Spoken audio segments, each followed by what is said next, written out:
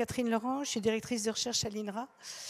Et bon, j'ai travaillé surtout sur l'agriculture, sur l'activité agricole, d'abord des agriculteurs, puis plus des salariés, en rentrant par la question de la santé et sécurité au travail, qui est une façon assez simple finalement d'avoir accès aux gens du point de vue méthodologique. Je suis ravie d'être là parce que ce numéro spécial là, des entretiens de l'IRAS, en fait, j'ai pas à ma connaissance dans la littérature, il n'y a pas vraiment, y compris dans la littérature de l'anglaise ou espagnole, une comparaison comme ça transsectorielle, enfin des migrations temporaires. Enfin, je vois pas à quel document on pourrait se référer. Donc c'est un document qui est assez unique. Et c'est c'est un document qui est assez unique par le thème traité et son ampleur, et par la façon dont ça a été traité, parce que comme vous n'êtes pas des spécialistes absolument de ce sujet-là, mais c'est des gens qui sont venus de leur connaissance du monde de l'emploi pour traiter de cette question précise. En fait, les articles ne sont pas enfermés dans des problématiques. Et il y a vraiment des observations ouvertes et une réflexion ouverte qui, du coup, fait remonter tout un tas d'idées qui sont vraiment très, très, très intéressantes, qu'on va voir au fil des présentations. Pardon. Et je ne sais plus, en discutant là, avant le début de la séance, quelqu'un disait oui, c'est pas une question, on n'est peut-être pas très nombreux parce que c'est une question un peu marginale. Et je pense que personnellement, c'est peut-être une question un peu marginale dans le débat social en ce moment, mais en tout cas, je pense que c'est vraiment une question centrale, c'est une pièce centrale du puzzle de la recomposition des rapports sociaux de travail et d'activité aujourd'hui en France et dans les autres pays, mais vraiment, je crois. Et c'est vraiment comme on a commencé à le dire à la fin du débat tout à l'heure, c'est une transformation structurelle de fond qui traverse tous nos pays. Alors on va avoir 3 présentations, plus les commentaires de Gaël David. Donc des interventions sur d'abord Catherine Sauvia sur les États-Unis, Anna Frisone sur l'Italie, Catherine Vincent sur l'Espagne, et puis Gaël va ensuite commenter. Il y a beaucoup de Catherine, hein, enfin, franchement. Mais Anna est là, heureusement, pour nous sauver. Et ces interventions, donc on aura on va avoir 15 minutes à peu près de discussion et un temps de discussion après. On va vraiment essayer de tenir le temps. Du coup, on posera les questions qu'à la fin, sauf si vraiment vous n'avez rien compris à l'intervention pour une question d'information, auquel cas, là, vous levez la main et puis on fait une réponse très rapide au milieu, mais on va garder tout le temps pour la discussion. Eh bien, merci. Je crois que le mieux, c'est qu'on commence tout de suite pour se donner ce temps de discussion. Donc, Catherine Sauvia, vous la connaissez tous, je pense. Elle est économiste et chercheuse associée à l'IRES, où elle a passé l'essentiel de sa carrière. Elle est rédactrice en chef de la chronique internationale de l'IRES. Elle suit l'actualité économique et sociale états-unienne depuis la seconde moitié des années 90. Et elle a d'ailleurs publié en 2010 avec Laurence Lisée un ouvrage intitulé « La crise du modèle social américain », ce qui explique qu'on a droit à un article tellement précisément documenté. Voilà, merci Catherine. Donc je vais vous présenter la situation états-unienne concernant le recours aux migrants saisonniers, un recours qui est ancien en fait et qui n'a cessé de s'accélérer. Alors d'abord quelques éléments pour planter le décor à la fois du secteur agricole et de la situation des travailleurs agricoles. Alors c'est un secteur où les salaires sont beaucoup plus faibles que dans les autres secteurs de l'économie américaine, états-unienne. C'est un secteur où une grande majorité de la main-d'œuvre est immigrée, mais dont 50% de travailleurs immigrés sont en situation irrégulière et dont à peu près 10 à 15% sont sous visa temporaire de travail H2A, sur lesquels je vais revenir, qui sont des visas dédiés au secteur agricole, ce qui fait qu'on a quand même 60% de la population dans ce secteur qui est dans une assez grande vulnérabilité et dépendance, comme cela a été dit dans l'introduction, aux employeurs. Et enfin, c'est un secteur où les lois fédérales sur le travail, c'est un secteur qui a été exempté des lois fédérales sur le travail des enfants, contrairement à d'autres secteurs. Alors, c'est quelque chose que je n'avais pas abordé du tout dans mon texte, mais je pensais important de le signaler. Alors, c'est un secteur aussi où les travailleurs sont à la fois historiquement et encore actuellement beaucoup moins bien protégés que dans les autres secteurs de l'économie. Ils ont été exclus de 2 lois essentielles pour les syndicats et pour le droit du travail. D'une part, la loi qu'on appelle la loi Wagner, qui a été adoptée en 1935 et qui légalisait le droit à la syndicalisation et à la négociation collective. Alors, il faut rajouter dans le secteur privé. Et ils ont été exclus 3 ans après d'une autre loi qui réglemente, disons, les droits plus individuels du travail, donc le salaire minimum, les lois, la réglementation de la durée du travail, etc.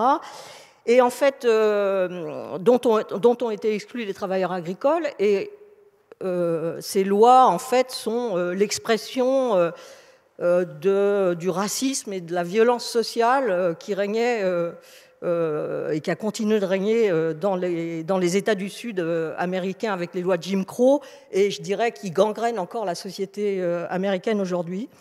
Et enfin, c'est un secteur qui connaît l'un des plus faibles taux de syndicalisation, 1,5% de membres syndiqués. Il vient, je crois, juste après le secteur financier. Alors, c'est un secteur également où les employeurs n'ont de cesse de dire qu'il y a des pénuries de main-d'œuvre, qu'ils ont besoin de travailleurs, qu'ils ne trouvent pas, etc. Alors, il y a sans doute des pénuries réelles, mais je dirais que le plus souvent, elles sont fabriquées artificiellement par les employeurs qui ne trouvent pas effectivement de travailleurs aux conditions de salaire, aux conditions de travail qui sont celles du secteur. Et puis, un autre trait très important, c'est le rôle des intermédiaires du marché du travail, comme ça a été dit en introduction, c'est le rôle des recruteurs, ce qu'on appelle les farm labor contractors aux États-Unis, qui sont, comme disent les économistes, en situation de monopsone sur le marché du travail, donc ils ont un vrai pouvoir de marché, puisqu'il y a un demandeur, le recruteur, qui va chercher les travailleurs migrants dans les pays de résidence pour une multitude d'offreurs. Et ces intermédiaires du marché du travail ont un rôle croissant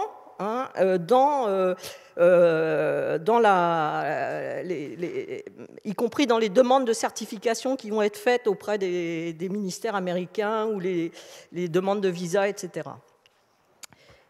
Alors, un mot pour situer les visas H2A, donc, qui sont des visas dédiés au secteur agricole, par rapport aux autres visas. Alors, il y en a plus en réalité, mais j'en ai mis que 3 parce que ça tenait pas sur le tableau. Ce qu'on voit, c'est qu'il y a trois catégories de visas H2A dédiés au secteur agricole. H2B, c'est tous les visas temporaires hors secteur agricole, et puis les visas H1B qui sont des visas qui s'adressent à des travailleurs plus qualifiés, dotés de diplômes universitaires, etc. Alors, ces visas, ils ont été créés, comme on le voit, à peu près tous dans les années 50. Dans le secteur agricole, ce sont des emplois vraiment à caractère saisonnier, donc en général, ils durent moins d'une année. Et ils sont renouvelables 2 fois, donc pour une période maximale de 3 ans. Leur particularité par rapport aux deux autres formes de visa ici dans le tableau, c'est qu'ils ne sont pas plafonnés. Hein, le nombre de visas n'est pas plafonné. Et une autre particularité, c'est que ces visas exigent de l'employeur qu'il fournisse le logement, la nourriture et le transport depuis le pays de résidence. Alors, là, je vous ai mis, en fait, c'est en anglais parce que j'ai fait un screenshot, comme on dit. Il y a 4 étapes dans l'obtention de visa H2A. Et ce qu'on voit dans ces 4 étapes, c'est que les 2 premières étapes qui sont essentielles dans cette démarche, eh bien, l'initiative revient à l'employeur. C'est-à-dire la première démarche qui est une demande de certification auprès du ministère du Travail, qui prouve qu'il n'y a pas de travailleurs américains disponibles pour faire ce travail et qu'il n'y aura pas d'effet négatif sur les salaires et conditions de travail d'un travailleur américain occupant des positions similaires. La deuxième étape, c'est l'employeur qui va soumettre une pétition au ministère de la Sécurité intérieure pour vérifier les visas. Donc, on voit très bien qu'avec cette initiative des employeurs, ça illustre ce que les interlocuteurs précédents, mes collègues, ont dit, c'est la très grande dépendance de ces travailleurs vis-à-vis des employeurs, et donc qu'on va retrouver, si vous voulez, dans cette situation, la très grande vulnérabilité des travailleurs sous visa temporaire dans l'agriculture, qui sont parmi les plus exploités de tous les travailleurs dans l'agriculture et les plus exposés aux abus. Alors, ensuite, un schéma qui vous montre, en fait, alors là, il y a 4 types de visas temporaires, parce que les L1, je ne les avais pas mis, mais les visas temporaires L1, ce sont des visas très particuliers qui sont les travailleurs qui sont transférés à l'intérieur du multinational dans les filiales américaines et qui ont un statut un peu à part.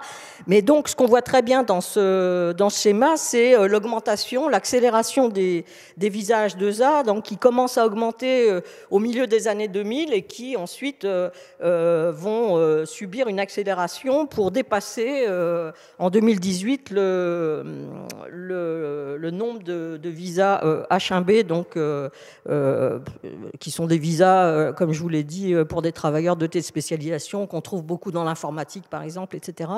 Donc, une très forte progression de ces visas. Alors, s'agissant des conditions de travail, comme mes collègues l'ont exposé tout à l'heure, c'est des conditions de travail très, très difficiles, très dégradées, des migrants qui travaillent 80 à 90 heures par semaine, hein, donc c'est pas du tout rare. Il faut savoir aussi que dans l'agriculture est un secteur où les accidents du travail sont 4 fois plus importants qu'ailleurs. On y fait peu de pauses, on y travaille dans des conditions de chaleur extrême, de chaleur humide, etc. Et évidemment d'exposition aux pesticides et aux produits chimiques. Et puis c'est un secteur, comme je le disais dès l'introduction, où les salaires sont très faibles, enfin plus faibles en tout cas que les autres secteurs. Ces conditions de travail, évidemment, elles entraînent des maladies, des maladies du travail, en particulier des troubles musculo-squelettiques, mais qui peuvent aller jusqu'à la mort, comme c'est arrivé en 2018 à un jeune travailleur mexicain qui faisait la récolte des tomates en Géorgie. Et enfin, c'est des conditions de vie aussi très dégradées, mais l'employeur doit leur offrir un logement, un hébergement, mais on voit que c'est... j'ai vu des photos dans les journaux américains assez terribles, donc de logements insalubres, de sanitaires, de contrôle de sanitaires complètement dégradés, etc. Et des travailleurs dont les déplacements sont complètement contrôlés par l'employeur. Alors, donc dans ce secteur, il y a beaucoup de violations du travail. Ces violations, elles concernent le non-paiement des salaires, le non-paiement des heures supplémentaires. Les violations sont beaucoup plus importantes dans le secteur agricole qu'ailleurs et elles concernent principalement les travailleurs sous visage 2A. Par rapport à ça, on a une administration du travail qui est complètement dépourvue de moyens pour contrôler ces travailleurs. Hein. Donc, il y a moins de 1% des employeurs qui sont l'objet d'une enquête de la division Wage and Hour chaque année, donc une division du ministère du Travail qui est chargé de ce contrôle. Il y a environ 800 inspecteurs du travail, comme on pourrait les appeler, pour plus de 11 millions d'employeurs aux États-Unis à contrôler. Et pour vous donner aussi une idée, les dépenses pour faire respecter les droits individuels des travailleurs, c'est 2 milliards de dollars par an, mais c'est 25 milliards par an pour faire appliquer les lois sur l'immigration.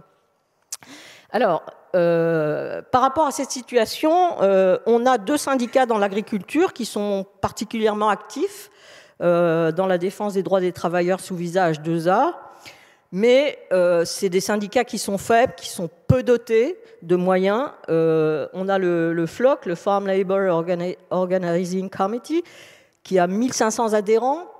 United Farm Workers, 4800 adhérents par rapport aux grands syndicats américains qui ont plus d'1 million, voire 2 millions d'adhérents, c'est presque rien. Et puis quelques EOS, quelques organisations syndicales indépendantes, mais avec des rayons d'action géographiques particulièrement limités. Mais dans l'agriculture, je dirais que les syndicats, d'une certaine manière, sont plus mobilisés que dans les autres secteurs de l'économie américaine. Et enfin, je voulais mettre l'accent sur le rôle particulier des associations dans la défense des immigrés et des travailleurs sous visage 2A, ce qu'on appelle les Worker Centers aux États-Unis, qui sont aujourd'hui particulièrement mobilisés face aux arrestations arbitraires et aux expulsions orchestrées par Donald Trump. Ils soutiennent beaucoup les campagnes d'organisation. Alors là, c'est pas le secteur agricole, mais c'est la filière agroalimentaire dans les abattoirs, par exemple. Et puis, ils accompagnent les migrants dans les contrôles qui sont effectués par l'ICE, hein, la police de l'immigration et des douanes. Ils cherchent à les protéger vraiment de ces contrôles. Alors, juste pour terminer, il y a eu des propositions récentes de réforme du programme H2A, mais elles n'ont aucune chance d'aboutir aujourd'hui. En revanche, il y a de très fortes pressions pour déréguler ce programme et en accroître le recours. Alors, pour terminer sur l'actualité, il y a des contradictions au sein du nouveau pouvoir exécutif. Le premier mandat de Donald Trump, donc je vous rappelle, c'était 2017-2020, s'était soldé, en dépit de sa rhétorique anti-immigrée, par une amplification du recours au programme H2A. Et il est très fortement probable que cette tendance continue, voire s'accentue. Parce que je ne vois pas comment le secteur agricole aujourd'hui et ses employeurs pourraient se passer du recours à cette main-d'œuvre. Hein, je vous rappelle, 50% de main-d'œuvre en situation irrégulière, 10 à 15% de travailleurs sous visage 2A. Donc comment ils pourraient s'en passer sans que le secteur agricole connaisse des perturbations économiques majeures ? D'autant plus que le secteur est aujourd'hui touché par les mesures que vient de prendre Donald Trump en matière de tarifs douaniers. Donc il a instauré des droits de douane sur les importations en provenance du Canada et du Mexique, comme vous le savez, 25%, mais aussi de la Chine, 20%, qui sont de très importants marchés d'exportation pour les agriculteurs américains. Et puis là, je lisais ce matin dans la presse américaine qui vient encore d'instaurer une taxe pour les bateaux, soit en provenance de Chine, soit appartenant à des Chinois qui vont encore taxer les produits, donc les agriculteurs sont assez inquiets. Et enfin, pour terminer, on observe qu'il y a quand même des conflits au sein de cette administration américaine, enfin au sein de l'administration et du camp républicain, entre les partisans des programmes de visa temporaires, vous savez, Elon Musk, vous avez entendu parler, celui qui dirige le département de l'efficacité gouvernementale et qui est en train de démanteler l'appareil d'État américain, qui est évidemment favorable aux visas temporaires, puisqu'il les utilise beaucoup dans ses activités. Et leurs détracteurs, alors Steve Bannon, contrairement à Musk, il n'occupe pas une position au sein du gouvernement, mais il a une très grosse influence au sein du camp républicain.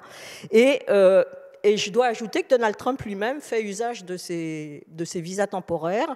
Alors pas dans le secteur agricole, mais dans ses golfs, dans ses hôtels, dans ses nombreuses activités immobilières. Il a largement recours aux travailleurs H2B, etc. Enfin, alors, donc tout ça pour vous dire que je ne sais pas comment ces conflits se résoudront, mais il y a quand même des conflits vis-à-vis de ces travailleurs temporaires.